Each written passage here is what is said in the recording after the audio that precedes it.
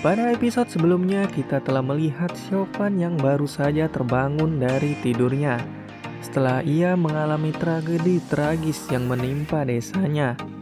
Setelah itu Xiaofan dan Jingyu dibawa ke sekte Qingyun untuk ditanyai mengenai tragedi yang terjadi di desa mereka.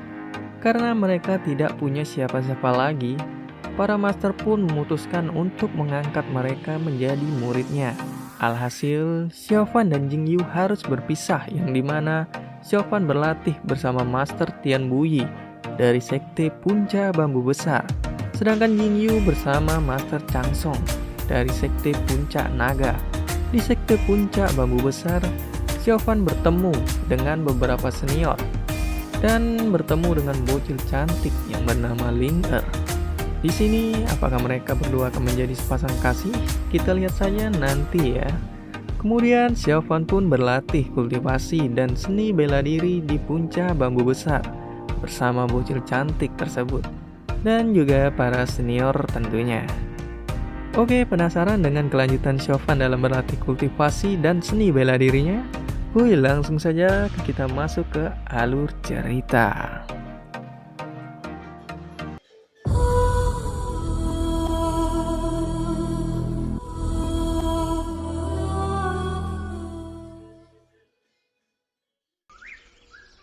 Xiaofan yang telah beranjak dewasa sedang melanjutkan latihannya dengan para senior Puncak Bambu Besar. Xiaofan diserang menggunakan beberapa bambu kecil oleh seniornya, dan tentunya Xiaofan dengan mudah dapat menghindari bambu-bambu itu. Pada saat Xiaofan diserang secara bersamaan, Xiaofan mencoba menahan serangan mereka menggunakan teknik yang baru saja ia pelajari. Akan tetapi teknik ini tiba-tiba gagal karena bertolak belakang dengan teknik yang diberikan Puzi yang selalu ia pelajari setiap malam. Karena hal itulah Xiaofan gagal mengeluarkan teknik barunya tadi, dan alhasil terpeleset dari bambu yang ia naiki. Walaupun gagal, ternyata para senior ini malah terkena bambu yang terpantul oleh Xiaofan. Ya, sepertinya senior ini punya noob semua nih kayaknya nih. Setelah Xiaofan terjatuh, terlihat Xiaofan memasang raut wajah yang muram karena gagal menggunakan teknik kultivasi yang ia pelajari selama menjadi murid Puncak Bambu Besar. Selain gagal menggunakan teknik, sepertinya Xiaofan mengalami cedera nih saat dia jatuh tadi. Soalnya Xiaofan dari tadi megang pinggangnya terus, cuk. Setelah melihat wajah Xiaofan yang muram, para senior datang menghampiri Xiaofan. Terlihat senior pertama memberikan semangat kepada Xiaofan. Setelah itu, para senior mengajak Xiaofan kembali ke Puncak Bambu Besar. Saat perjalanan kembali ke Puncak Bambu Besar, para senior mengatakan bahwa beberapa tahun terakhir ini peningkatan Xiaofan terlihat sangat lambat.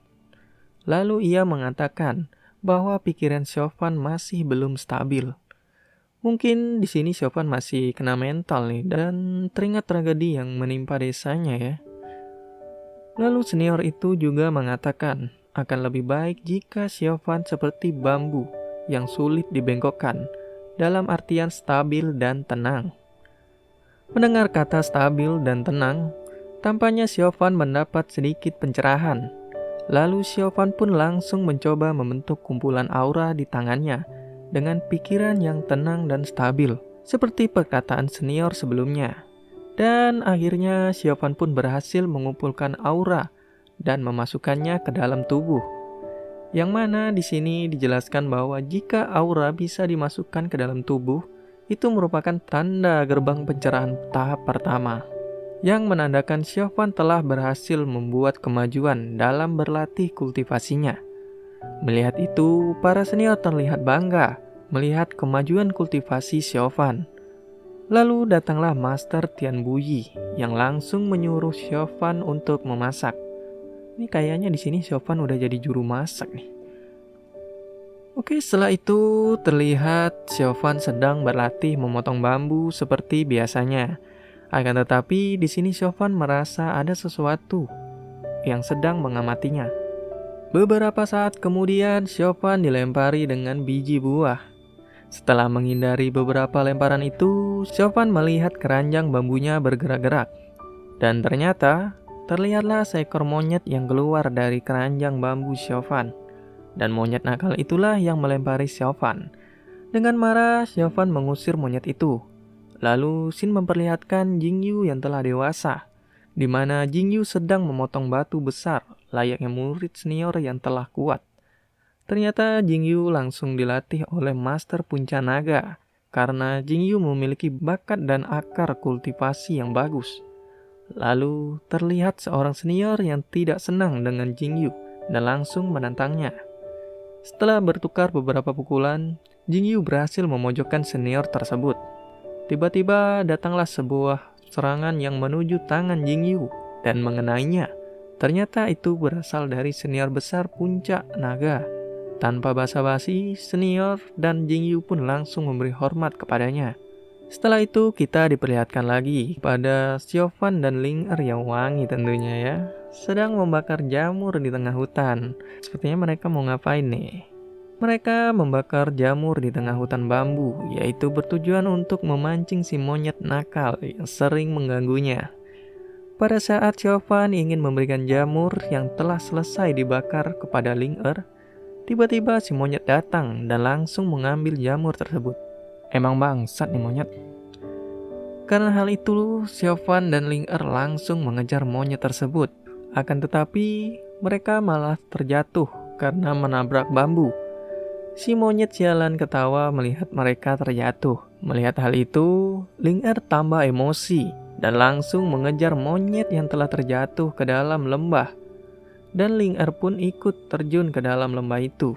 Setelah itu, Xiaofan juga ikut turun ke dalam lembah untuk mencari Ling Er. Pada saat Xiaofan ingin turun, tak disengaja Xiaofan terpeleset dari pegangannya. Dan tangannya pun berdarah akibat hal itu. Entah mengapa, tiba-tiba artefak iblis yang dibawa Xiaofan mengeluarkan cahaya. Di sini, Xiaofan merasa heran dengan hal tersebut. Akan tetapi, Xiaofan lebih mengkhawatirkan Ling Er. Lalu, Xiaofan menghiraukan hal tersebut dan langsung turun ke dalam lembah yang dipenuhi oleh kabut tebal. Saat Xiaofan telah sampai di dasar lembah, Xiaofan melihat Ling Er yang tergeletak di pinggir rawa. Pada saat itulah Xiaofan ingin mendekati rawa tersebut. Pada saat Xiaofan ingin mendekati rawa tersebut, seketika Xiaofan merasa tak berdaya. Xiaofan ingin secepatnya menolong Ling Er dari tempat itu.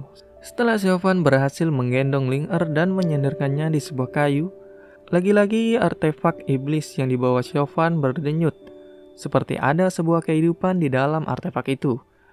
Pada saat itu juga Xiaofan melihat monyet nakal juga berada di pinggir rawa itu, dan terlihat meminta pertolongan kepada Xiaofan.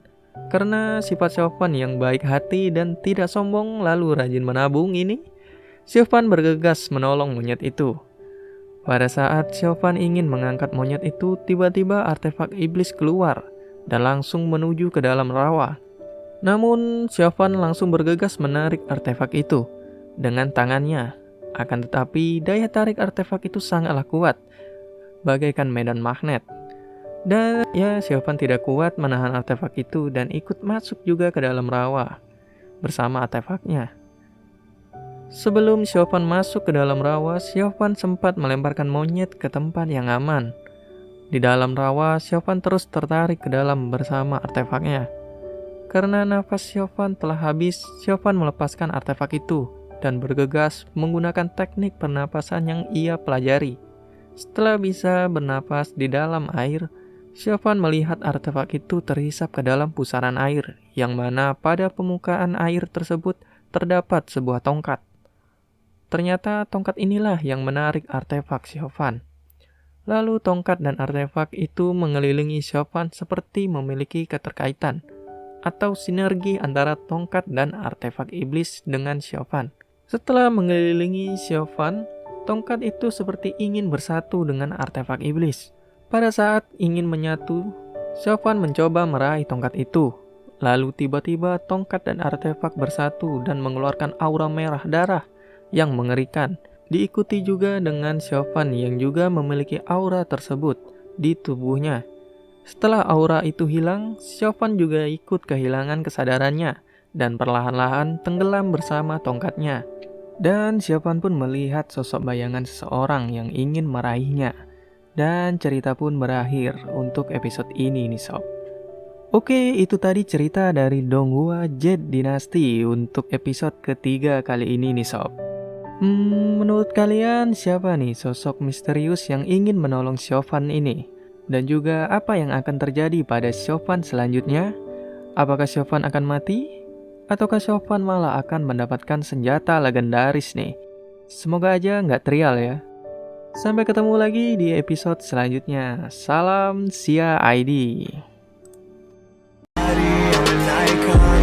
a girl about a 10. I should fuck her in